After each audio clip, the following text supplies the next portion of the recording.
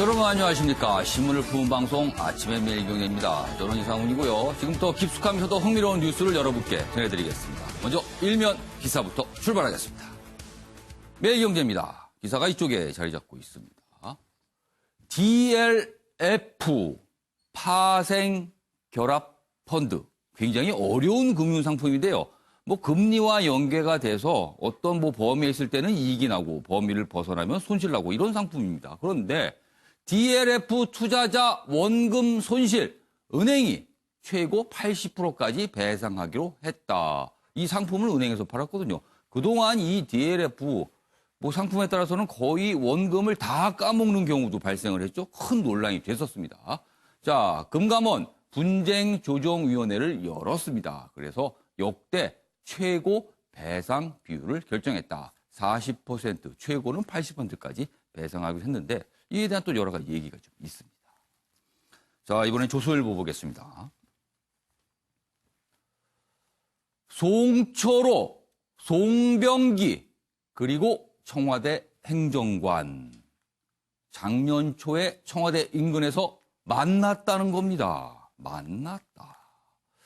울산 선거 캠프 출범 한 달 전인 1월에 만나 송철호 전 울산시장 공약을 조율했다. 이런 내용입니다. 오늘 많은 신문들이 이 내용을 공통적으로 다루고 있어요. 이때는 청와대가 이른바 김기현 첩보 문건 작성하고 경찰에 넘긴 직후다. 그래서 이 회동이 의미심장하다 이렇게 분석을 하고 있는 거예요. 여당은 청와대 첩보 이첩 무렵 비공개 최고위에서 김기현 건을 논의했다. 이런 얘기까지 일면 기사에 실려 있는데 자, 요즘에 이런 기사가 나오면요. 청와대에서는 사실이 아니다. 이런 부인이 많죠. 오늘도 어떤 설명이 좀 있을 것 같습니다. 자, 다음 국민일보 보겠습니다. 윤석열 검찰총장의 맞수로 변칙 복서 택했다. 추미애 더불어민주당 의원 법무장관 후보자로 지명이 됐습니다. 여기 사진과 함께 큰 사진과 함께 실린데요. 이 기사 보시면요.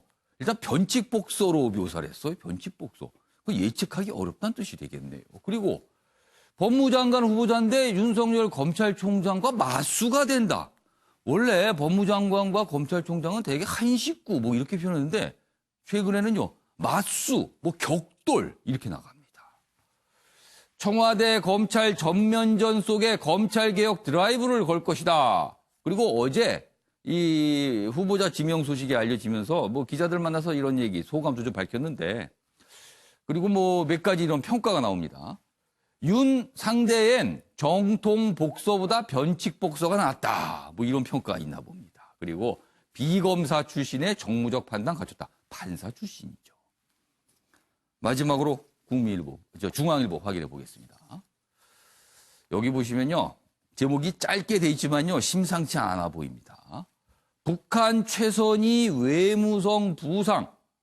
트럼프 대통령을 겨냥해 늑다리 망령 또 시작이다. 이 늑다리요. 이것도 오랜만에 나왔습니다. 이것도 몇 년 전에 이른바 트럼프 대통령이 로켓맨 하니까 늑다리 나왔었거든요. 며칠 전에 트럼프 대통령이 로켓맨 표현 썼죠. 그러자 굉장히 지금 북한이 불쾌하면서 늑다리란 표현이 또 등장했습니다. 이것도 과거로 돌아가는 모양새입니다. 자, 지금까지 임명기사 짚어봤고요. 오늘 네 분 패널 나오셨는데요. 한 분씩 소개해드리겠습니다. 먼저 윤경호 매일경제 논설위원 자리하셨고요. 김관옥 계명대 교수, 이수희 변호사, 그리고 주원규 삼육대 겸임교수 나오셨습니다. 안녕하세요. 안녕하세요.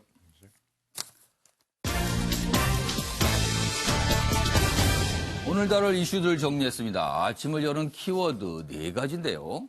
첫 번째 키워드, 선택적 해명. 오늘 신문에 등장한 표현인데요. 최근에 청와대가 내놓는 어떤 설명과 해명이 선택적 해명이다. 이렇게 또 묘사가 되어 있기도 합니다. 추다르크. 방금 일면 기사에 보았던 추미애 의원 얘기고요. 왕따 된 트럼프. 트럼프 대통령이 최근에 런던을 방문해서 유럽 국가 정상들과 만났는데요. 왕따가 됐다고 합니다. 그리고 마지막 키워드는요. 가방 끈 긴 신부. 이건 무슨 내용일까요? 일본과 대만에서 이런 모습들이 있다고 하는데 이 내용도 준비되어 있습니다. 자, 이렇게 네 가지 키워드로 오늘 내용 정리했고요. 첫 번째 이슈는요. 하명수사 의혹 관련 계속 후속 내용들이 매일같이 나오고 있는데요. 첫 번째 기사 다뤄보겠습니다. 송철호, 송병기, 울산시장 선거 전에 청와대 인사 직접 만났다. 일명 기사와 비슷한 내용이 좀 소개가 돼 있어요. 좀 더 그 내용이 좀 자세히 설명이 돼 있습니다. 청와대 인근 식당에서 정무수석실 인사와 만났다. 청와대 인사. 그러면서 울산 그리고 공공병원 유치 등 의견을 나눴다는 겁니다. 그리고 2017년엔 김현미 장관 등도 만났다. 이런 내용까지 같이 있고요. 자, 그러면은 왜 만났을까? 그리고 그 당시가 이른바 이 하명수사 의혹 관련된 어떤 제보가 이루어졌고 문건이 만들어졌고 그 시점이란 말이에요. 그러니까 굉장히 민감할 수 있다는 거잖아요. 그런데 송 시장 측에서는 공약을 설명하기 위해서 만났다. 이렇게 해명을 했는데 보시면 해명 불구 이렇게 돼 있습니다. 그럼에도 불구하고 청와대와 출마자 간 협의 자체가 부적절한 거 아니냐. 이런 또 지적입니다. 청와대 장관 도움으로 유리한 공약된 공직선거법 위반 가능성 배제 못한다. 또 이렇게 분석이 돼 있어요. 일단 어제 저녁부터 이게 알려진 새로운 사실이거든요. 오늘 청와대 해명도 분명히 있을 거고요. 그리고 그 이후에 어떤 진척된 내용도 오늘 나올 것으로 봅니다. 자, 다음 기사 보겠습니다. 자, 이번에는요. 청와대의 해명 그리고 또 다른 당사자들의 해명 뭔가 이렇게 충돌하는 듯한 내용이 다릅니다. 그래서 오늘 이런 지적들이 꽤 있는데요. SNF로 제보받았다. 청와대의 말과 달리 송병기 지금 제보자로 지목이 됐잖아요. 어제 기자회견도 자청해서 몇 가지 설명을 했습니다. 통화하다 얘기한 거다. 어떻게 보면은 이게 굉장히 작은 사실일 수도 있지만 지금 굉장히 민감한 시절이거든요.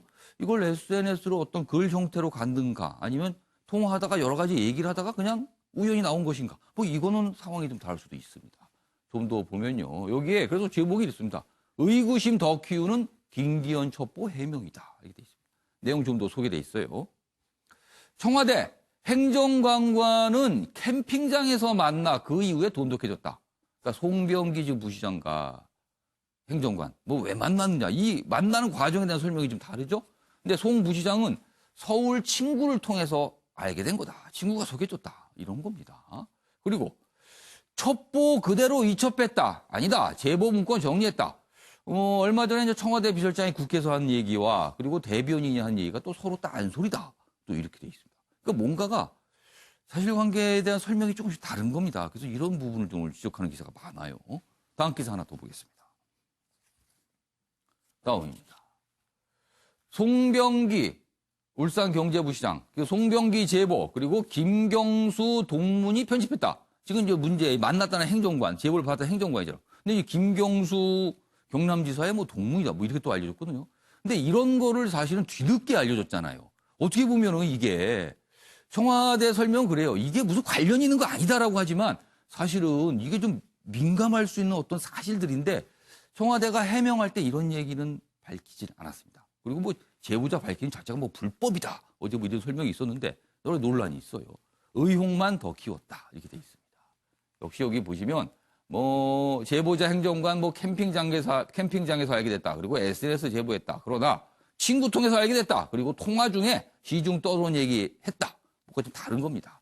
그리고 어제 윤두한 국민소통수석 기자회견을 자청을 했습니다. 청와대에서. 문재인의 청와대 거짓말을 사실처럼 발표하지 않는다. 약간 억울하다. 이런 약간 입장 표현이 있거든요. 그러나 논란은 이어지고 있습니다. 자, 그럼 여기서요. 관련 영상 확인해 보겠습니다.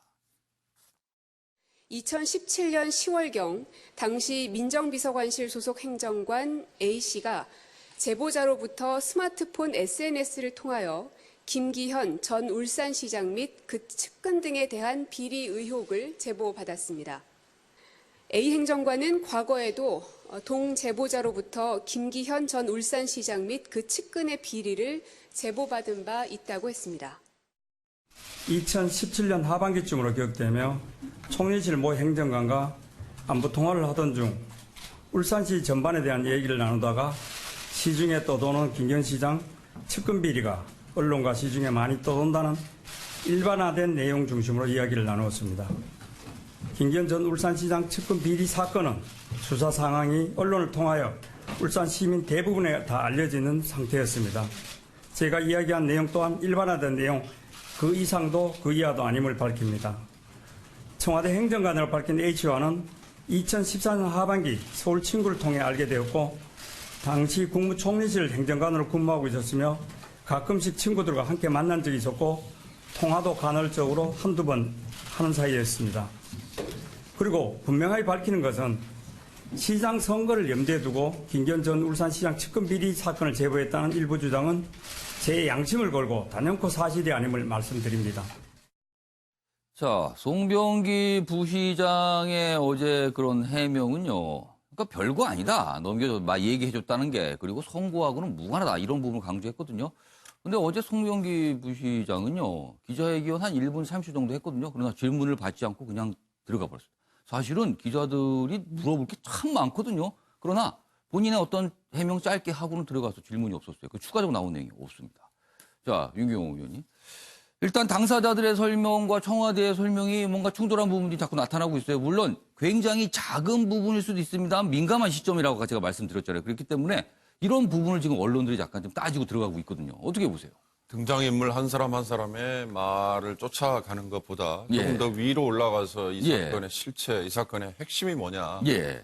결국 선거에 개입했느냐 안 했느냐 그거잖아요. 그 선거에 개입하는 과정에서 직권남용이 있었느냐 없었느냐. 그렇습니다. 왜냐하면 관계되는 사람들이 청와대에 근무를 하고 있는 예. 전 현직이 많기 때문에요. 예.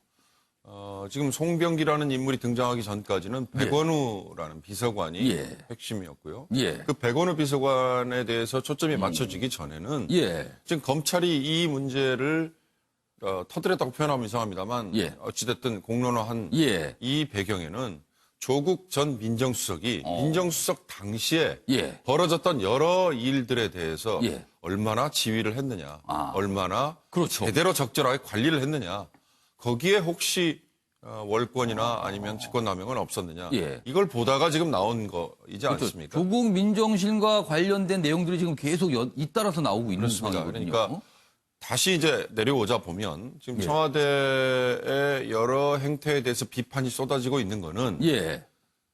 해명 하나하나를 예. 일관성 있게 어찌 보면 연결고리가 쭉 이어지게 예. 해명을 하는 게 아니라 어. 비서실장 얘기 따로, 대변인 얘기 따로, 또 익명의 관계자 얘기 따로 예.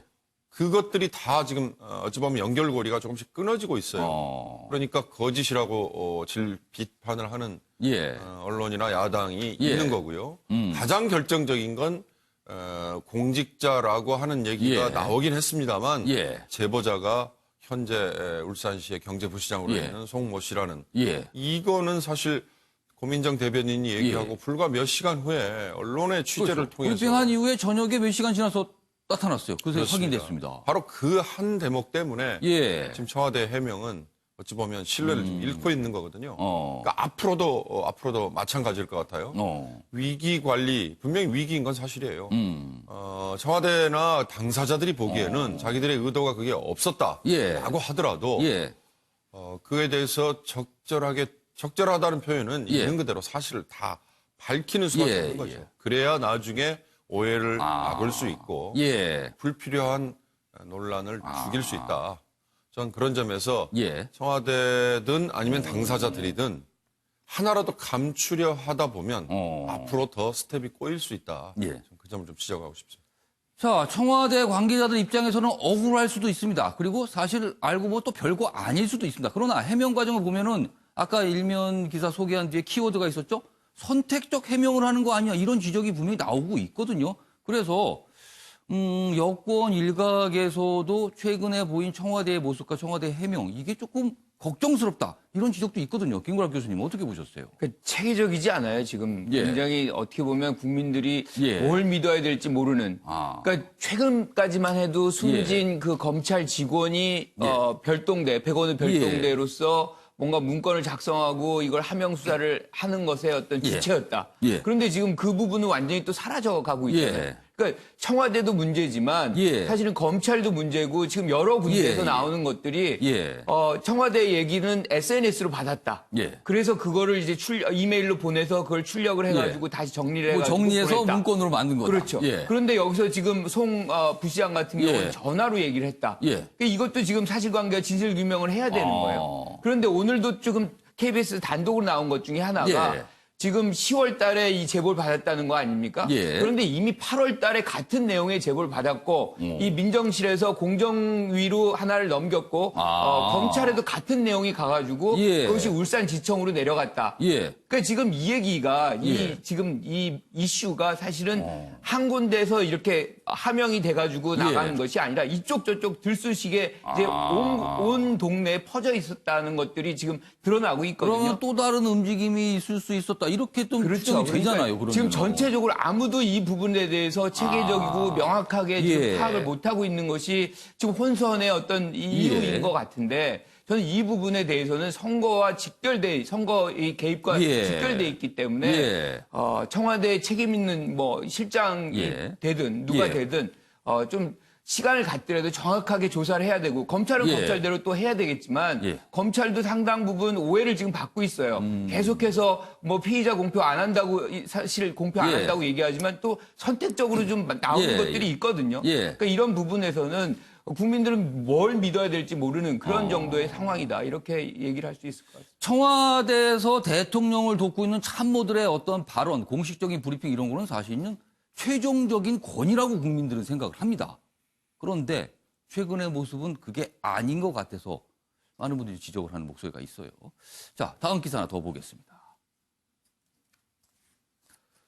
김기현 첩보 자발적 제보였나 아니면 어떤 요청 내지 요구가 있었나 이 부분도 사실은 조금 엇갈리고 있어요.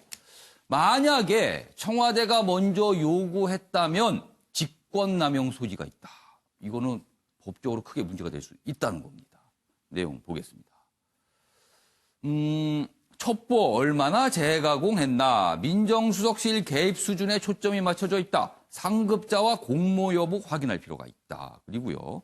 청와대 행정관 신분 왜 처음부터 청와대가 공개하지 않았을까? 뭐 여기는 뭐 감췄나 그러는데 어제 이제 청와대는 감춘 거 아니다. 이걸 알리는 게 자체가 불법이다. 이러면서 또 강하게 반발했어요.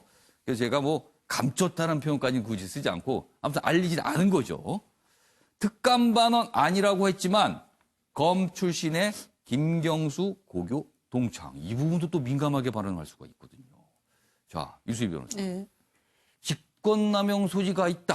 만약에 이게 이렇게 확인이 된다면 이거 좀 어떻게 좀 설명 좀 해주세요. 무슨 내용일까요, 이거는요, 그럼? 그러니까 이게 지금 이제 공직선거법 위반 예. 선거 개입 문제가 하나가 예. 있고 그리고 또 하나가 이제 그 민정수석실에서 예. 그 선출직인 지자체장에 대해서 그게 정보가 됐든 뭐가 됐든 예. 이거는 대상 자체가 아닌 사실 거예요. 민정수석실에서 관리할 수 있는 그 인물 대상에 들어가지 인물 않죠. 대상이 아닌 거죠. 예. 그런데 적극적으로 먼저 나서서 울산의 그것도 그 상대 후보, 예. 잠재적인 예비 후보의 캠프에 있는 사람에게 동향을 파악하면서 어떤 정보를 캤다. 만약에 알아봐달라 했다. 예, 그럼 그거는 정보 수집이죠. 예. 그리고 그렇게 해서 얻은 정보를 보고서까지 작성해서 예. 윗선에 보고를 했다. 예. 그럼 이거는 민정수석실의 업무 범위를 벗어난 일을 한 거죠. 예. 권한을 남용해서. 그래서 이제 직권남용이라는 그 죄책을 물을 수 있다라는 예. 건데 저는 우선 이게 예. 이제 자발적 뭐 아니면 자발적이냐 아니냐라는 표현보다는 예. 이 지금 그 송병기 그 울산 부시장. 부시장의 예. 말에 의하면은 사적인 통화를 했다는 거잖아요. 예. 이게 뭐 공적인 서로가 만나서 뭐 한 게 아니고 예. 그냥 안부 전화하다가 그렇죠. 뭐 그냥 전화 통화하면서 여러 가지 예. 얘기하다가 뭐 그랬다는 그쪽에서 겁니다. 이제 울산 얘기 묻고 하면서 나온 얘기다라요. 그 얘기라는 예. 거예요. 그리고 그 내용도 그때 뭐 이런 수사를 하고 있다. 울산에 이런 예. 소문이 있다. 소위 카더라 수준을 자기는 전달한 거라는 거예요. 그러면 이게 그 이제 노영민 비서실장이나 다른 사람들 말처럼 이거를 이런 이제 뭐 비리 행위가 있으니까 수사해 주세요. 이걸 조사해 주세요. 예. 처벌해 주세요. 같은 그런 민원 투서 이런 성격으로 볼 수 있냐는 거예요. 만약에 이거는. 송병기 부시장 말대로라면 그거는 그냥 시중에 있는 얘기 정도를 대화를 나눈 건데 이걸 투서로 볼 수 있느냐 이렇게 되는 거네요. 예, 그리고 투서라는 거는 그 청와대 어디로 보냈을 때 그 청와대 민정수석실에서 받았다고 하면 그런 공식적인 접수잖아요. 예. 그러면은 뭐 노영민 비서실장 예. 말대로 그냥 우리 소관 상황이 아니라 민정수석의 소관 상황이 아니라서 경찰에 이첩했다. 그대로 이첩했다. 그거는 말이 될 수도 있어요. 저는 폐기해야 예, 된다는 예. 입장이지만 하지만 이거는 그게 아니라 예. 사적인 통화예요. 이거를 공적인 제보니 공적인 투서 그렇죠. 청와대에서는 그게 제보라고 했거든요. 예, 이렇게 그런 성격이라고 볼 수 있는지부터 저는 의문입니다. 그 부분도 조금 이게 설명이 달라져 버렸어요. 예, 지금 그러면 그러면은. 사적인 통화에서 우연히 예. 알게 된 정보를 예. 보고서를 작성해서 그 보고서 문서를 경찰로 보내서 수사를 하도록 했다. 저는 이렇게 되면 이거는 상당히 직권남용의 예. 그 혐의가 짙어지는 예. 거고 선거 개입의 의도도 상당히 짚어진다고 봅니다. 알겠습니다. 주호 교수님, 지금 세 분 말씀 쭉 들어봤는데 참 혼란스럽습니다. 지금 자, 그런데요. 누군가가 과연 똑같은 사실을 고 거짓말을 하는 걸까요? 아니면 똑같은 상황인데 서로 완전히 다르게 그냥 판단을 하는 걸까요? 이게 뭔지 모르겠습니다. 어떻게 보세요, 지금 상황을? 예, 저는 일단은 청와대 해명이 예. 조금 부적절함은 전론적으로 있다고 생각을 합니다. 물론 이제 좀 진솔하게 예. 이렇게 국민들에게 우리는 이것은 어떤 하명 수사나 이런 것과는 관계가 없다라는 측면을 조금 더 적극적으로 그 해명하려고 부분에 방점을 두면서 계속 해명을 하고 네, 있는 그러니까 것 이게 같아요. 별게 아니다라는 예. 입장을 계속 하는데 근데 국민들이 볼 때에는 이게 별게 아닌 것 같다라는 계속 의구심을 키우고 청와대는 있는 게 별게 아니라고 얘기하지만 국민 네. 눈에는 별게 아닌 게 아닌 걸로 보인다는 거네요. 네, 지금. 그렇게 보고요. 그 별게 아니다라는 그 예. 입장 속에서 요번에 그 송병기 부시장 제보자도 예. 그냥 통화 중에 이제 그분의 진술에 의하면 그냥 통화 중에 나왔던 시중의 이야기였기 때문에 이것이 어떻게 무슨 첩보며 제보며 이런 부분에서 연결이 될 수 있겠느냐. 그렇게 지금 이야기하고 있는 것 같은데 오히려 아까 변호사님 말씀하신 것처럼 예. 그런 부분을 오히려 이 문 전 행정관이란 분이 예. 편집을 했다. 이런 부분을 봤다면 그것도 단순 이상하네. 편집이란 건 있을 수가 없지 않습니까? 이상합니다. 그러면 시중에 이건 또는 일반적인 얘기를 그냥 대화 중에서 얘기한 것뿐인데 그게 네. 문서로 바뀌어서 네. 경찰로 갔다 이렇게 되잖아요. 네, 그렇게 되면 이게 또 직권남용 소지의 어떤 그 판이 키워지는 예. 거거든요. 그러니까 이 부분을 지금 이 제보자 쪽이나 김기현 예. 제보에 대한 첩보에 대한 제보자 측이나 청와대 측이나 이건 아무것도 아니다. 예. 해명 수사 아니다. 이런 부분으로 자꾸 적극적으로 해명하려는 게 오히려 의구심을 키우고 있지 않는가. 그렇게 판단됩니다. 그러니까 방점은 같지만 이 가는 길이 지금 달라져 갖고 뭔가 굉장히 좀 혼란스럽게 보인다는 거네요. 예, 김관학 교수님. 그 결국에는 이제 송병기 부시장이 어떻게 전달했느냐, 전달 방식에 지금 차이가 있잖아요. 예. 하나는 SNS를 예. 통해서 받아서 예. 내려와서 뭐 했다. 하나는 전화를 통화를 한 통화. 거를 정리를 해가지고 했다. 그러니까 말로 간 것이냐 글자로 찍혀서 간 것이냐 이 차이가 그러면 있어요. 사실은 이건 파악하기 쉬워요. SNS 갖고 있을 거란 말이에요. 아. 그리고 그걸 내려놔서 이메일로 그렇죠. 이제 쏘고 그거를 예. 이제 다시 출력을 해가지고 수정한 거기 때문에 이건 청와대가 금세 바뀔 수 있는 겁니다. 그리고 이제 하명 수사라고 얘기하는 우리가 이미 이 프레임은 굳어진 거예요. 예. 하명돼 있다라고 예. 얘기하는 건데 사실 하명이 수사라고 얘기를 하려면 누가 언제 어떻게 해서 하명을 했는지가 명확하게 지금 그게 나와줘야 나와야죠. 되는데 지금 실체도 없는데 그건 하명 모릅니다. 수사라는 프레임은 이미 굳어져 있어요. 이것도 굉장히 어떻게 보면 언론이 예. 프레임을 구성해서 상황을 그렇게 고정적으로 바라보는 시각을 만들었다. 이렇게 좀 해석할 수도 있을 것 같아요. 알겠습니다. 그러니까 하명이란 이 표현 자체가 청와대 입장에서는 좀 억울할 수도 있다. 이런 지적을 좀 해 주셨어요. 알겠습니다. 아무튼 좀 혼란스럽습니다. 그리고 뭔가 좀 서로 충돌하는 설명이 있다 보니까 이게 해명이 계속 나오고 있는 상황입니다. 알겠습니다. 이번에는요. 추미애 법무장관 후보자 어제 지명이 됐죠. 이 얘기 좀 해보겠습니다. 오늘 뭐 여러 가지 표현, 묘사가 언론에 등장을 하는데 일단 첫 번째 기사 좀 보겠습니다. 검찰 칼끝 연일 청와대를 향하는데 이런 상황에서 강성 추다르크, 추다르크란 표현도 강하지만 또 앞에 또 강성이 붙어서 강성 추다르크가 되어 있습니다. 굉장히 이 뜻이 무엇인지 모르시는 분도 일단 글자 자체가 굉장히 강해 보여요. 이 뜻은 표현 자체가 법무장관 등판했다 이렇게 되어 있습니다. 청와대 압수수색 하루 만에 그 다음 날 지명이 됐죠. 압수수색이 있은 다음에. 그래서 이게 시점에 대한 또 해석도 좀 있어요. 여당 대표 역임한 5선 중진이 법무장관에 내정됐다. 고검장 등 간부 인사 앞당겨 검찰 견제에 나설지 촉각이다. 그리고 윤석열 총장과 호흡 어떠냐 이런 질문에 뭐 개인적인 문제 지금 중요할 때 아니다. 이렇게 또 얘기하기도 했습니다. 자, 그럼 여기서요. 어제 이 인선 사실이 알려진 뒤 추미애 의원이 기자들과 몇 가지 얘기 좀 했거든요. 확인해 보겠습니다. 사법개혁과 검찰개혁은 이제 시대적 요구가 되었습니다. 문재인 대통령님의 제안은 이러한 시대적 요구와 국민적 열망을 함께 풀어가자는 제안으로 생각됩니다. 윤석열 총장과는 그걸 어떻게 맞춰나가십니까? 그런 개인적인 문제는 중요한 것 같지가 않고요. 추후에 또 차차 말씀드리도록 하겠습니다. 네. 아마 저를 추천하신 분들도 이 시대가 요구하는 공정과 정의에 부합하는 그런 법무 행정을 해낼 것을 기대하고 추천해 주셨다라고 믿고 있고요. 그런 기대에 어긋나지 않도록 하겠습니다. 자, 그럼요. 추미애 장관 후보자와 관련해 지금부터 두 개의 신문 기사를 좀 비교해 보겠습니다. 주제는 같아도 내용은 다르다. 신문 대 신문 준비했습니다. 보시죠.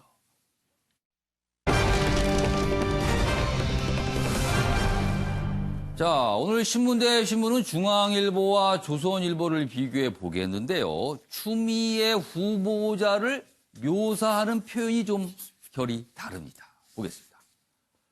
중앙일보는 우선 심센 장관 추미애 이렇게 되어 있습니다. 아, 심센 장관 추미애 이런 표현이 등장을 했어요.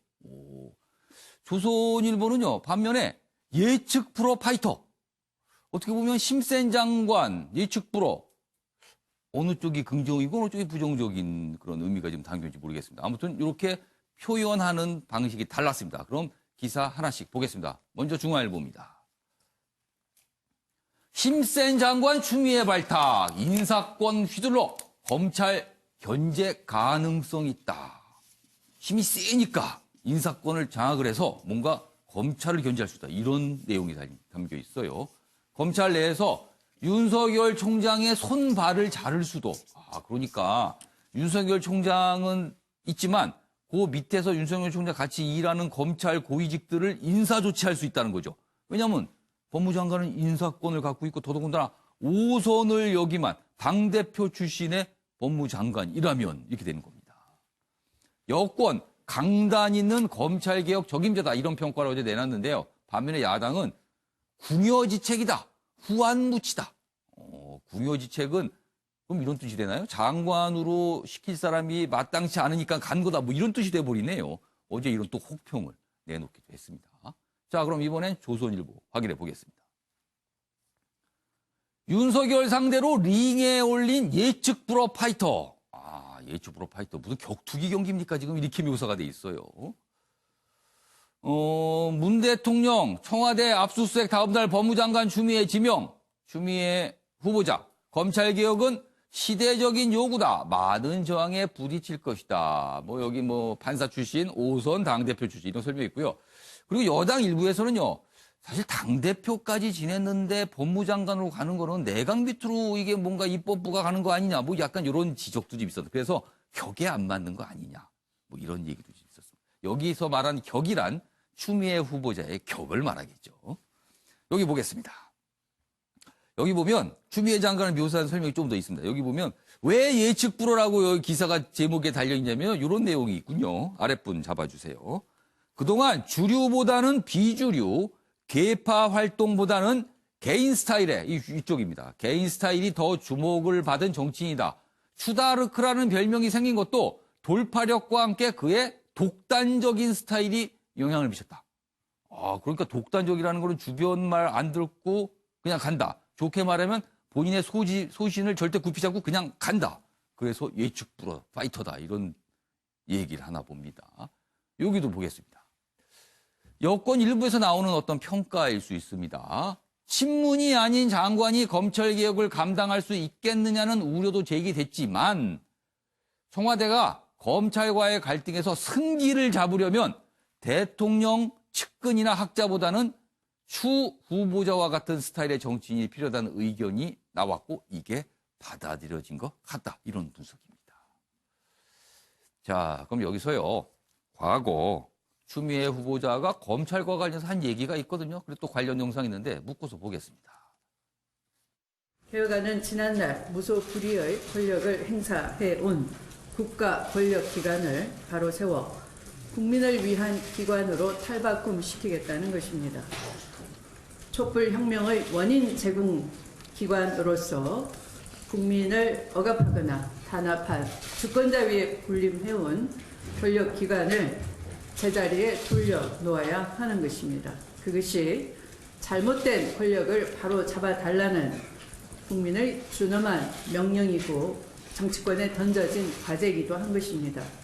자유한국당과 야당도 권력기관의 개혁을 바라는 국민의 준엄한 요구에 부응해 국회 사개특위 논의에 성실히 임해 줄 것을 촉구합니다.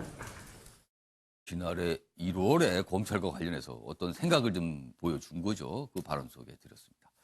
자, 그럼 패널 네 분께서는 지금 신문기사 2개 비교했는데 거기에 등장하는 표현, 묘사가 마음에 드시는지 어느 쪽이 마음에 드시는지 아니면요. 이거 마음에 드는 게 없으면 그냥 하나 지어내셔도 됩니다. 표현을요. 그럼 한 분씩 의견 들어보겠습니다. 먼저 윤경호 위원님은 법무장관의 임무 용도 뭐 이렇게 쓰셨네요. 예. 설명 좀 해주세요. 보는 관점에 따라 예. 문재인 대통령의 입장에서는 법무장관의 용도라는 표현이 맞을 거고요. 예. 국민 입장에서는 법무장관이 할 일, 임무. 그런데 지금 시점에 예. 지명이 된 추미애 국회의원, 예. 5선 출신의 당대표까지 역임한 분이 예.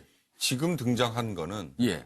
관점에 따라서는 크게 봐서 임무에 더 충실하라는 주문일 수도 있지만 작게 보면 예. 검찰과의 힘겨루기, 검찰 견제라는 어찌 보면 용도에 더 주안점을 둔 인사일 수도 있다. 임무라 그러면은 그 후보자의 어떤 주관적인 어떤 자발적인 움직임이라는 느낌이 드는데 용도는 좀 이렇게 쓰인다 이런 느낌이 좀 드네요. 그렇습니다. 그러니까 임무라고 제가 예. 굳이 쓴 건 임무라고 하는 거는 꼭 추미애가 아니어도 예.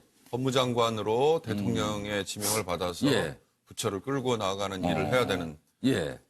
예를 들어서 조국이라는 전 장관을 지명해서 내세웠던 게 검찰개혁, 사법개혁 그러지 않았습니까? 사법개혁이라는 건 사실 표현이 전 적기로 한지 모르겠습니다만 예. 어찌됐든 공수처도 신설한다는 거고 그다음에 검경 수사권도 조정한다는 예. 거고 그런 전반적인 사법제도에 영향을 미치는 제도 개선이라는 점에 사법개혁 맞겠죠. 예. 그렇다면 이거는 이 정부가 정권에 어찌 보면 과제라고 내세웠던 만큼 예. 서둘러 써야 되는 거 아니에요? 그러면 조국 사태 때문에 정권이 힘을 잃고 예. 어찌 보면 추스릴 만한 여유가 없었다 하더라도 50 며칠간 이렇게 비워놨다는 예. 건 저로서는 이해할 수 없는 일이죠.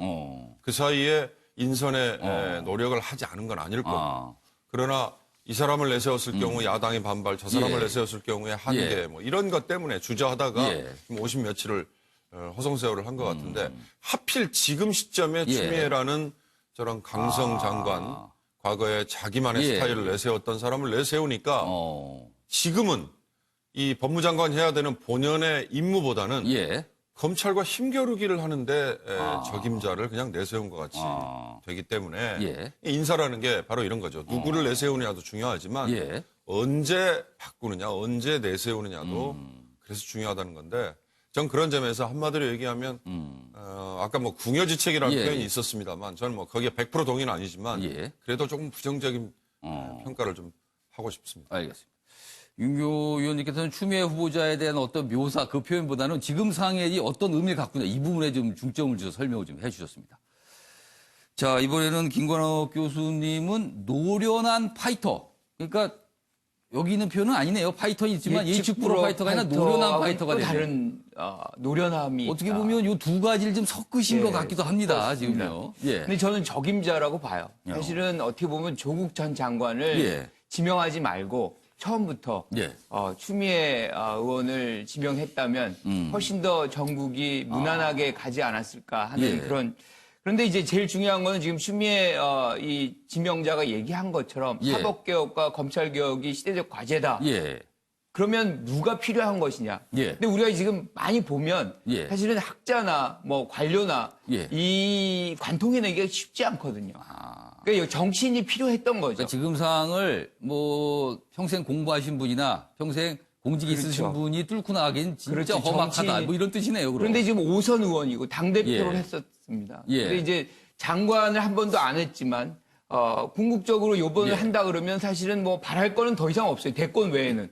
그렇다면 여기다가 모든 정치 생명을 걸고 할 동기가 훨씬 큰 거 아닙니까? 정치인으로서의 그런 동기가 있을 수도 그렇죠. 있다. 그래서 저는 적임자라고 생각을 하고 예. 특히나 이제 윤석열 검찰총장과 예. 대등하게 보는데 전 그렇게 생각하지 않아요. 아마 추미애 장관이 취임을 하게 되면 예. 상당한 장악력을 갖고서 검찰을 개혁할 것이다 이렇게 기대를 해봅니다. 자, 추가 질문 제가 짧게 하나 드릴게요.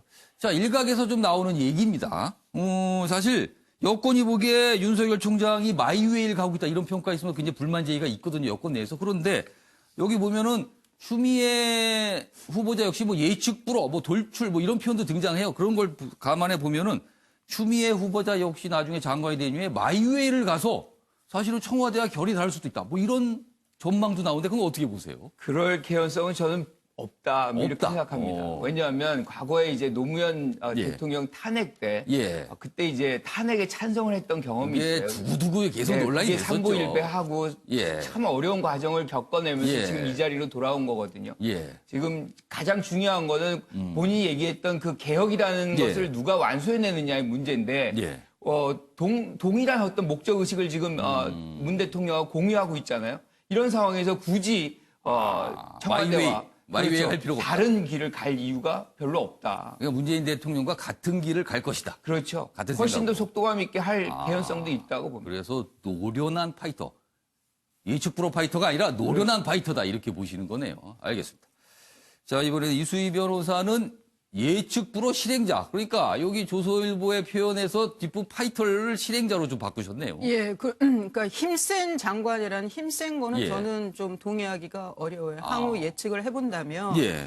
지금 그 법무부 장관으로 뭐 청와대가 바라는 예. 게 뭔지는 이제 잘 알 거고 예. 그러면은 많은 그 언론에서 지적하는 것처럼 인사권을 행사해서 검찰에 대한 그 좀 징계성 예. 인사권을 실행할 수 있는 그런 인사권을 휘두를 수 있을 정도라면 강단은 있어야 예. 되니까 그래서 저는 5선의 당대표를 한 그 추미애 의원을 내정한 것이 아닌가. 배경은 그런 걸로 보인다. 예. 그래서 이제 저는 마이웨이가 아니라 실행자로 충실하게 그 역할을 할 거라는 게 사람은 크게 변하지 않는 것 같아요. 업무 예. 스타일이.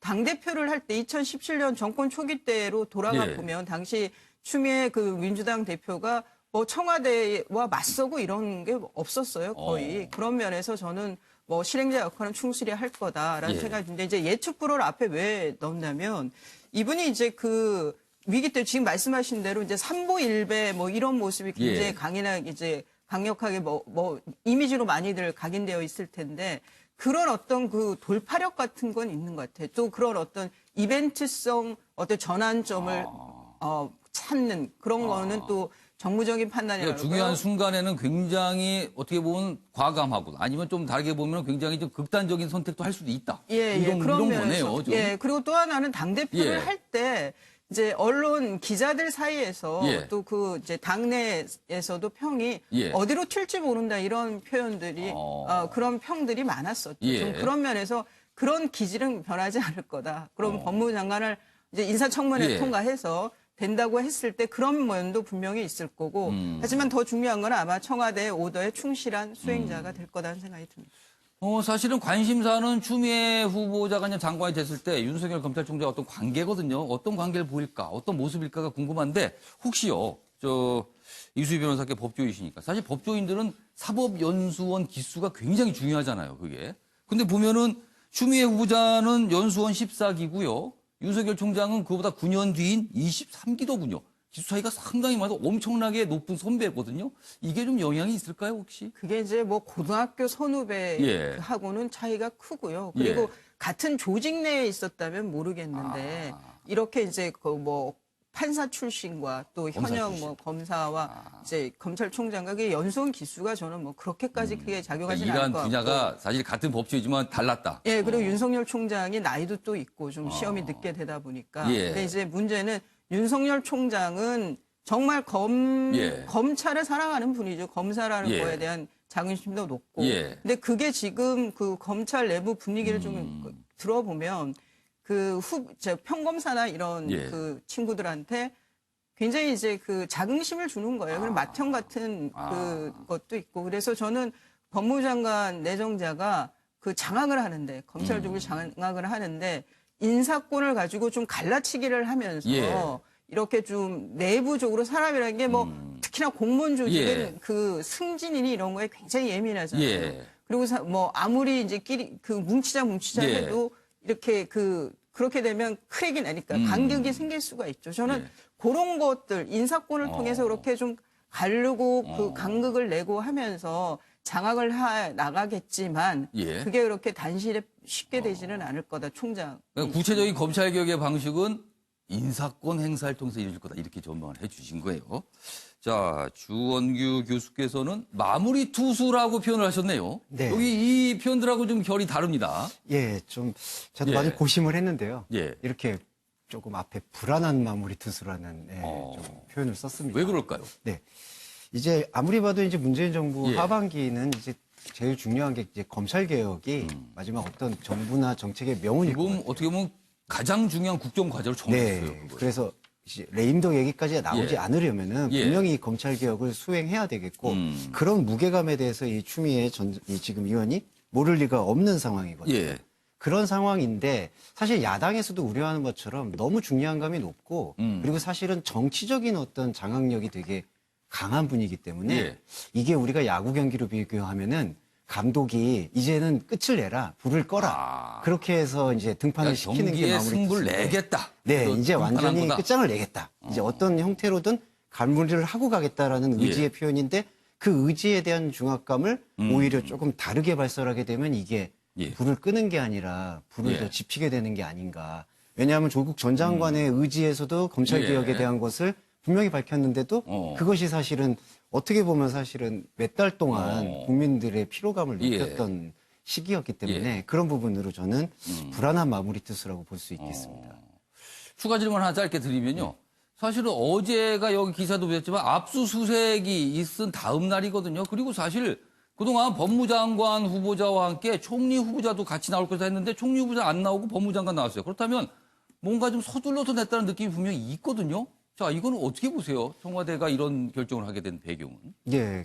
일단 뭐 전부적으로 뭐 총리 인선보다 예. 먼저 법무장관이 시급하니까 앞섰다는 것은 좀 이해가 되고요. 그게 네. 압수수색 그 다음날 바로 어떤 반응으로 봤다라고도 조금 이렇게 대응하기는 그렇게 해석하기는 어려움이 그냥 우연으로 봐야 될까요? 있을 수는 있는데 예. 근데 저는 이 불안하다라고 표현을 했던 게 예. 어제 그 기자들과의 질문에 대한 답변에서도 조금 느껴진 게요. 예. 그 윤석열 총장과의 호흡에 대해서 물었잖아요. 그렇습니다. 이건 사실 개인의 물음이 아니라 검찰총장과 어떤 보폭을 사실 함께 그런 할 의미들이 거냐. 들어 있었죠. 예, 그렇게 물어본 건데 지금 이 추미애 의원께서 다시 이렇게 표현했거든요. 개인적인 문제가 중요하지 않다. 이거는 총장과의 어떤 호흡에 대한 질문을 개인적으로 격하했다는 건 저는 정치적인 장악력의 의도, 먼저 조금 기선을 제압하려는 의도가 느껴지지 않는가. 그런 부분에서 저는 좀 위험성과 불안함을 좀 느낍니다. 아, 개인적인 관계 뭐 중요한 거 아니다. 이걸 굉장히 또 아주 세세하게 분석을 해주신 것 같아요. 과연 그런 의도가 있었는지 어떤지 모르는 앞으로 행보를 보면 알겠죠. 일단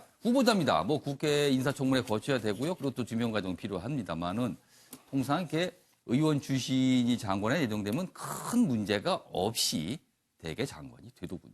예, 유경 의원님. 두 가지 측면에서 상당히 실용성은 있을 겁니다. 우선 예. 흔히 말하는 청문회 현역 의원 프리미엄. 그렇습니다. 지금까지 현역 의원 불패라는 예. 게 있었고요. 추미애 장관 지명자는 당대표까지 지냈잖아요. 그런 점에서 예. 야당도 추미애 장관에 좀 부담스러울 수 있죠. 예, 사실. 그렇게 뭐 맹목적인 반대를 하기에는 부담스러울 겁니다. 예. 또 하나 전 더 중요하다고 보는데 예. 아까 연수원 기수 흔히 예. 말하는 대한민국의 사법시험 제도가 있는 한 사법시험을 치른 사람과 사법시험을 합격하지 못한 사람에 대한 어찌 보면 검찰이나 판사들 흔히 말하는 법조계에서의 배타성 예. 과거에 사례가 있습니다. 예. 노무현 대통령 시절에 강금실 전 법무장관은 같은 변호사 출신 사법시험을 치렀지만 당시에 검찰은 표현이 그렇습니다만 조직적인 저항을 했습니다. 그리고 어찌 보면 강금실 장관이 예. 뿌리를 내리는데 상당히 좀 한계를 예. 그런 점 때문에도 봤거든요. 그러나 지금은 상황은 많이 변했고요. 예. 지금 이 시점에서 그러면 검찰 조직이 검찰 출신이 아닌 법무장관이라고 해서 그렇게 배타적인 대응을 하거나 태도를 보일 경우에 국민들이 그걸 가만 보겠느냐. 그런 점에서는 검찰이 먼저 생각도 바꿔야 되고 대통령을 대신해서 부처를 이끄는 예. 집행자로서 실행자로서 왔으면 그에 대해서 존중을 할 필요가 있다. 그 점을 좀 지적하고 싶습니다. 아무튼 장관에 취임한 이후에 검찰과 어떤 관계를 볼까 굉장히 사실 관심사긴 합니다. 자, 이번에는요, 김의겸 전 청와대 대변인 얘기 좀 해보겠습니다. 며칠 전에 사실은 그 논란이 됐던 그 건물을 뭐 매각한다, 뭐 이런 얘기 있거든요. 근데 실제 팔렸다고 합니다. 보겠습니다. 김의겸 전 대변인의 집 8억 8천만 원 차익이다.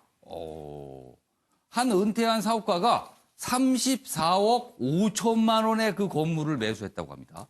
2층 건물이죠. 이게 지금 재개발 지역에 있어서 이 건물을 갖게 되면은 아파트도 받고 상가도 하나 받고 뭐 이렇게 된답니다. 그리고 아파트 평수를 줄이면 뭐 아파트 두 채도 받을 수 있고 그런 얘기가 있었죠. 그런데 사실 김의겸 전 대변인은 25억 7천만 원에 샀어요. 근데 팔리기를 34억을 넘겨 팔렸으니까 차익이 거의 9억 가까이 됐습니다. 엄청나게 차익이 많이 났어요. 이거 산 기간은 한 1년 5개월 정도 됐잖아요. 짧은 기간. 그러니까 그 사이에 얼마나 부동산 가격이 올랐는지 또 보여주는 대목이기도 합니다. 관련 기사 더 있습니다. 보이시죠? 자, 기사가 이쪽에 있습니다. 사진도 여기 또 실려 있네요. 김의겸 흑석동 상가 매각 1년여 만에 7억 5천만 원 차익. 여기 또 액수가 다르네요. 왜 그런가 하면 뭐 양도세, 중개수수료 빼고 그러니까 이게 비용을 빼면 한 1억 이상 빠지는군요. 그래서 7억 5천이라고 합니다. 아무튼 같은 내용이 있는데 여기 보시면 또 다른 계산법이 있어요. 여기는 아까 8억 8천 있는데 뭐 양도세 수수료 빼면 양수수 빼면 7억 5천만 원인데 또 여기 보면은 또 이렇습니다. 이 가운데 양도세가 또 한 45% 정도가 붙을 수 있다면서요. 이게 또 기간이 짧으니까 그러면은 그리고 또 다른 비용 하면 실제 차익은 한 4억 원대로 많이 줄어들 수 있다. 그럼에도 불구하고 엄청난 사실 차익이죠. 억대 차익이잖아요. 1년 남짓 보유했었는데. 아무튼 그럽니다. 그리고요. 최근에 김의겸 전 대변인이 이 차익 얘기를 하면서 이거 다 기부하겠다라고 밝혔어요. 그리고 그 이후에 그걸 보고 이거 혹시 총선 출마 뭐 데뷔하는 거 아니야 이런 얘기 있었거든요. 그래서 여러 가지 얘기가 좀 후속 기사가 실려 있습니다. 이 얘기 좀 해보겠습니다. 먼저 이수희 변호사. 예.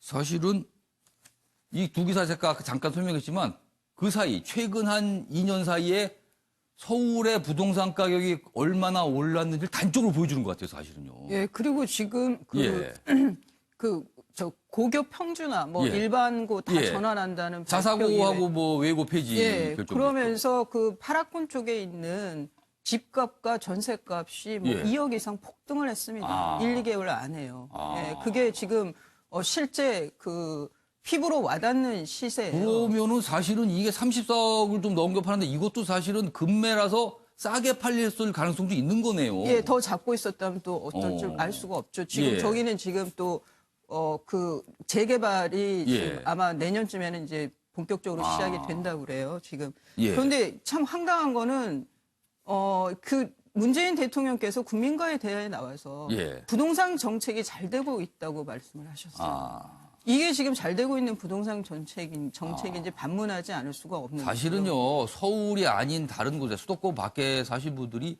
차익이 8억 그러면요, 거기 계신 분의 대다수는요, 집값 자체가 8억이 안 됩니다. 그렇죠. 예, 그리고 또 하나는 이러다 보니까 20대, 30대 저 젊은 친구들이 이 부동산에 그 올인을 하는 친구들이 많아요. 그러니까 지금 우리가 돈 벌 거는 부동산밖에 없다 이런 생각을 하게 된다는 거예요. 그래서 뭐 돈이 없으니까 우선은 뭐 경매부터 배우기 시작하고 또 그 부동산 또 이런 붐이 있다 보니까 이제 그 이런 걸 봐도 돈 예. 벌 수 있는 게 부동산밖에 없다고 생각을 할 거 아니에요. 예. 비트코인 나왔을 땐 또 비트코인에 예. 또 그 다 매진을 하고 매진이라는 표현을 이런 데 예. 써야 될지 모르겠습니다. 예. 그러니까 이런 게 결국은 우리 사회가 경제적인 체질이 건전하지가 않다는 거잖아요. 예. 건강하지 않다는 예. 거고. 그래서 참 여러 가지로 씁쓸한 기사입니다. 그리고 또 하나는 원 매도자는 또 어떤 생각이 들까? 이 기사를 처음에 보고. 저걸 김의겸 전 대변인한테 매각을 예. 했던 분. 노모와 그 아들들이었죠. 그 다른 사람은 앉은 자리에서 1년 반 만에 실제 돈을 4억을 쥐고 있는데 예. 물론 그거는 뭐 지금 이제 기부를 기부한다는 하겠다고 얘기를 얘기가 했지만 나왔어요. 그렇지만 뭐 만일 이게 사인간에 이런 상황이 아니 예. 이런 일이 지금 비일비재하니까요. 예. 서울 안에서. 예. 그럼 참 이런 게 예. 글로 지금 일해서 차근차근 돈 벌어서 내가 알콩달콩 살겠다라고 하는 평범한 소시민의 행복을 완전히 그 뭐라 신기루처럼 만드는 예. 거죠. 참 씁쓸한 기사라는 생각이 듭니다. 사실은요, 뭐 부동산에 투자를 해서 그거에 대해 수익을 올리는 거 어차피 투자입니다. 뭐 자본주의 사회에서 인정될 수 있고요. 뭐 많은 분들이 그런 거 하는 모습도 있습니다. 그러나 이 모습이요, 차액 자체가 단기간에 너무 커졌고요. 너무 이런 모습이 광범하게 폈다면 이건 분명히 심각한 문제가 되거든요. 이건 나중에 큰 부작용도 불러올 수 있는 상황으로 해서 많은 분들이 걱정하고 계시는데 정부가 과연 이걸 그렇게 심각하게 인식하고 있는가? 이걸 지적을 많이들 하고 계시거든요. 자, 주원 교수님. 이번에는요, 정치적인 얘기 좀 해보겠습니다. 이건 일단 부동산 감 얘기를 했는데 일단 차액에 대해서 모두 기부하겠다는 방식을 밝혔으니까 아마 그거는 어떻게 뭐 실정이 되거나 이런 모습이 있겠죠. 그런데 문제는, 관심사는요, 김의겸 전 대변인, 총선에 출마할 것인가? 구체적으로 군산 얘기도 나왔거든요. 이 가능성은 어떻게 보세요? 저는 예. 제 개인적 의견이지만 높다고 생각합니다. 높다. 예. 왜냐하면 지금 아까 변호사님께서도 정확히 예. 지적해 주셨듯이 지금 이게 부동산 대책의 예. 단적인 지금 맹점을 지금 보여주고 있는 상황 같거든요. 이 정도의 차익이 1년 넘어하게 생긴다.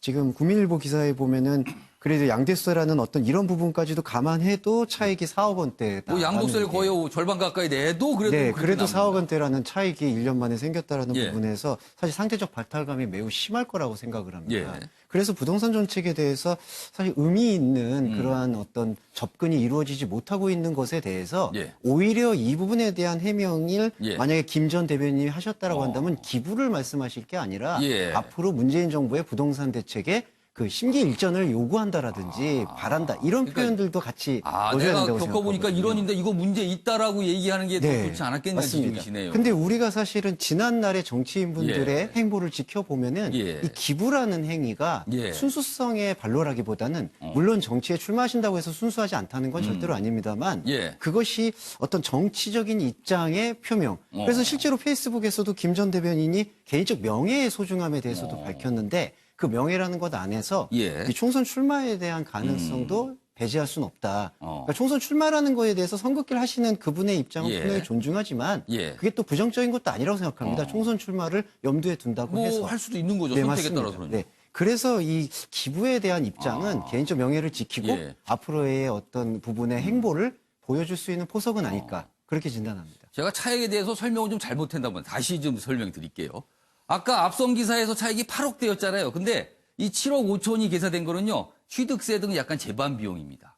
그리고 다시 거기에서 양도세와 중개 수수료 등을 감안하면 4억대로 떨어진다. 요 얘기입니다. 아까 제가 요걸 설명을 좀 잘못했습니다. 재반 비용, 취득세 등 재반 비용을 떼면 7억대가 되고 양도세 등을 감안하면 4억대가 된다. 이 얘기였습니다. 아침부터 이게 엄청난 금액의 돈 얘기를 하니까 뭐 그냥 들으시는 분도 있겠지만 또 어떤 분들은 좀 허탈한데요. 이렇게 느끼실 수도 있을 것 같기도 합니다. 알겠습니다. 자, 이번에는요. 트럼프 대통령 얘기를 좀 넘어가 보겠습니다. 아까 키워드에서 왕따란 표현이 등장했었는데요. 여기 있습니다. 매일경제입니다. 나토 정상들의 뒷담화, 왕따된 트럼프 이렇게 돼 있습니다. 막장극으로 끝난 나토 70주년 뭐 회의, 정상회의가 영국 런던에서 있었는데 뭐 뒷담화가 있었다네요. 지금 여기가 이 사진이 그 뒷담화가 벌어지는 현장이라 그래요. 내용 소개해 드리겠습니다. 트럼프 대통령을 뺀 정상들끼리 여기 트리도 총리는 캐나다 총리잖아요. 뭐 등등도 보이시죠? 여기 영국 총리도 있고요. 프랑스 뭐 정상 다 보입니다. 그런데 최고이신 분 때문에 또 늦어 뭐 그러면서 막 이 얘기들 했답니다. 그냥 이 얘기를 뒤늦게 들은 트럼프 대통령 삐친 트럼프입니다. 트리도는 위선자야 이렇게 막 뭐라고 얘기를 하면서 원래 기자회견을 하기 위해서인데 취소하고 그냥 가버렸습니다. 미국. 뒷담화도 그렇고요. 기자회견을 갑자기 취소한 것도 그렇고요. 다음 기사가 더 있습니다. 보시죠. 뒷담화, 뒤끝, 막장 시트콤 같았던 나토 70주년. 이게 사실 서방사회, 이른바 지구촌을 이끈다고 다들 그냥 생각하잖아요. 이 정상들은. 근데 뒷담화, 뒤끝, 막장 이렇게 됩니다. 지금요. 막 내린 런던 정상회. 최고이신 분이 뭐 40분이나 회견 뭐 늦어서 뭐 이런 얘기를 한 거예요. 여기 뭐 영국, 프랑스, 캐나다 정상들 트럼프 험담, 뿔난 트럼프, 트리도 위서자 역시 같은 내용이 있고요. 그리고요.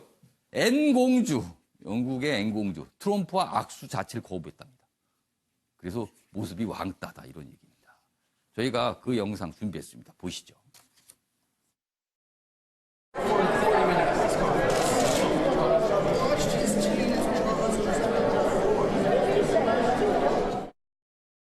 뭐 더 있는데 저런 류의 얘기를 합니다. 뭐 기자회견을 40분 하고 보좌관들도 입이 딱 벌어지고 이게 뭐 이게 정상들끼리 그렇게 보면은 또 정상들도요 저런 자리에서 보면 이렇게 음료수 하나 들고 많은 분들이 그냥 이렇게 길에서 담배 한 대 피면서 하는 얘기 비슷한 얘기를 하시는 것 같기도 합니다. 지금 보니까요. 자, 윤영호 의원님, 트럼프 대통령의 위상이 참 말이 아닙니다. 지금요. 트럼프의 위상도 있지만 트럼프 덕분에 예. 각국의 정상들의 어찌 보면 품격이 예. 굉장히 일반화됐다. 뭐 어떻게 같이 내려간 건가요, 이게? 네, 떨어졌다라고 얘기하면 뭐 또 발끈할 분들이 있을지 모르니까요. 예. 일반화됐다. 다시 말하면 정상들도 별거 아니구나라는 생각을 하게 제가 만들어줘. 방금 말씀드린 그런 맥락이네요. 뭐 그러면. 그렇습니다. 대화의 수준도 그렇고. 근데 사실 트럼프 대통령은 민주당과의 경선 과정에서도 예. 유명한 물론 본인이 대통령 출마를 하기 전 한 10년 전의 일이지만 그 피트니스 클럽의 락커에서 예. 나눴던 정말 입에 담지 못하는 시장 잡배들이나 할 수 참 있는 논란이 됐었죠. 그런 얘기가 공개됐음에도 불구하고 미국 국민들은 트럼프를 선택했단 말이에요. 그리고 그 이후에 이제 트럼프 때문에 예. 트럼프 대통령의 입에서 나오는 얘기는 웬만큼 수준이 떨어져도 예. 그러려니 하고 넘어가지 않습니까? 그냥 전 세계가 그런가 보다. 예, 뭐 그래서 이런 이제 반응이 많아요, 사실은요. 트럼프 덕분에 사실은 정상들의 품격이 좀 떨어졌다 이런 건데 이번 나토 70주년 정상회의는 70주년이라는 것 때문에도 의미가 있지만 예. 향후 나토라는 지역 안보 동맹체라는 예. 게 더 이상 존재 가치가 있느냐, 필요하냐. 예. 미국 입장에서는 동맹의 가치를 지금 방위비 분담이라는 예. 비용을 더 내라. 예. 우리가 오로지 나토의 예. 회원국들을 미국 예. 입장에서는 도와주고 있다라는 일방적인 관점을 지금 얘기하지 않습니까? 예. 반면에 나토 입장에서는 미국의 예. 전략적인 이해 때문에 와 있으면서 무슨 예. 얘기냐라고 이제 반박을 하는 거예요. 예. 우리 입장에서는 대한민국 국민들의 입장에서는 나토에서 벌어지고 있는 저런 것들이 우리도 지금 주한미군 방위비 분담 뭐 거의 둘러싸고 비슷한 상황입니다, 지금. 그렇습니다. 바로 그런 점 때문에 우리가 관심을 더 예. 갖는 거긴 하지만 어찌됐든 트럼프가 이런 동맹의 가치를 돈으로만 환치를 해버리는 것 때문에 생기는 예. 부작용의 단면이다라고 보겠습니다. 사실 나토 70주년 정상이면 굉장히 중요하거든요. 그런데 안보 얘기보다는요. 돈 얘기만 하다 끝났습니다. 그리고 트럼프 대통령이 오찬 초청을 돈을 잘 내는 국가만 또 초청해서 따로 밥도 먹고 그래서 또 논란이 되기도 했습니다. 트럼프 대통령과 관련된 게 하나 더 있습니다. 이번에 북한이 등장합니다. 다음입니다. 최선희 북한 외무성부상 트럼프 무력 사용 발언 실언 아니면 위험한 도전 말폭탄 그러면서 늑다리 망령 또 이 얘기를 한 겁니다. 이게 김정은 로켓맨 표현에 발끈하면서 늑다리 망령이 다시 등장했어요. 뭐 또 여기 보면 클링크 미 국방부 부차관보 군사 옵션 내려놓은 적 없다. 지금 이게 말로 강대강으로 가고 있습니다. 김문학 교수님. 예. 이거 좀 뭔 일 벌어지나요? 왜 이럽니까 험악하게? 그러니까 이게 이제 이렇게 긴장이 고조되는 이유는 예. 김정은이가 북미 정상회담, 북핵회담의 시한을 예. 올해 말까지라고 이제 지정을 한 부분이 있어요. 그러니까 예. 어떻게 보면 지도자의 어떤 말을 지켜야 되는 북한의 입장에서는 조급함이 있는 것이고 북한 내부에서는 최고 지도자의 말은 그거는 절대로 지켜야 되는 거죠. 절대로. 그렇죠. 예. 근데 미국의 입장에서도 이제 선거가 오고 뭔가 결과물이 나와야 되는데 결과물을 줄 공산이 별로 없는 것 같고 그러니까 양쪽의 어떤 갈등이 고조되는 상황이 될 수밖에 없었던 예. 것이죠. 그런 상황에서 트럼프가 우리도 무력을 쓰고 싶지는 않지만 쓸 수 있다라는 예. 얘기를 하니까 이제 북한은 발끈할 수밖에 없는 것이고 통참부장이 나가서 이제 우리도 무력 사용할 수 있다라고 얘기하는 것이 계속해서 이제 늑다리 로켓맨까지 연결이 예. 되는 2017년 초에 그 분노와 화염, 그렇습니다. 화염과 분노의 예. 국면으로 다시 돌아갈 2년 전으로 돌아간 것 그렇죠. 같아요. 있는 개연성이 커져버린 거예요. 그래서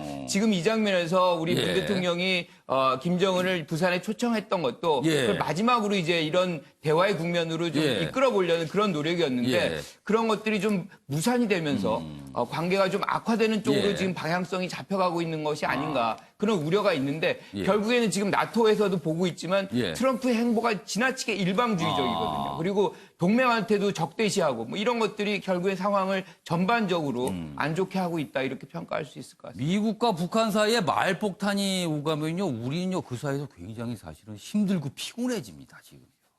우리로서 참 걱정되는 상황인 것 같습니다. 자, 이번에는요, 아까 키워드 중에 가방끈 신부 뭐 이런 게 있었는데 그 내용입니다. 일본 저출산 극복 뒤엔 가방끈 긴 신부가 있었다. 이게 무슨 소릴까요? 우리가 통상 가방끈 그러면은 좀 많이 배웠다. 학교 오래 다녔다. 뭐 이런 뜻이 되잖아요. 여기 보시면 동아시아 초저출산 국제 세미나 지금 동아시아 국가들 다들 뭐 한 명도 안 되는 나라 우리나라 한 명 안 되잖아요. 지금 평균 출산율이. 그래서 지금 심각한데 그거에 대해서 이렇습니다. 고학력 여성과 저학력 남성이 결혼하는 경우가 일본에 많아졌답니다.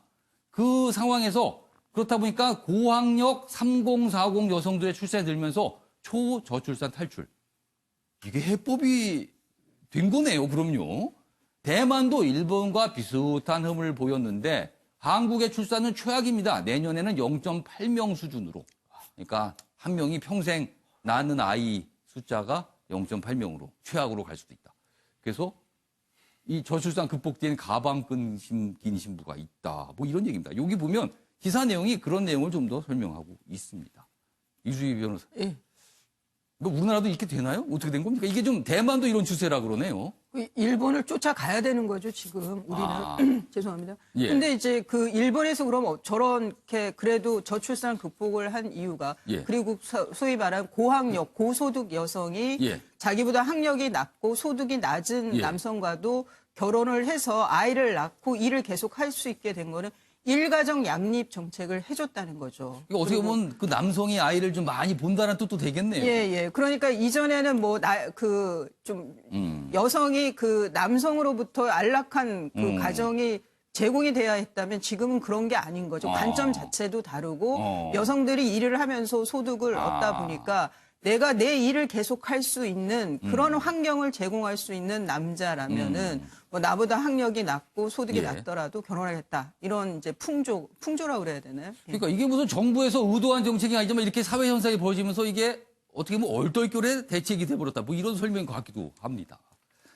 자, 다음은요. 장혜선 아나운서가 전하는 이슈컷입니다. 보시죠. 이슈들을 사진으로 살펴보는 시간 이슈컷입니다. 첫 번째 이슈컷은 할아버지의 소원입니다.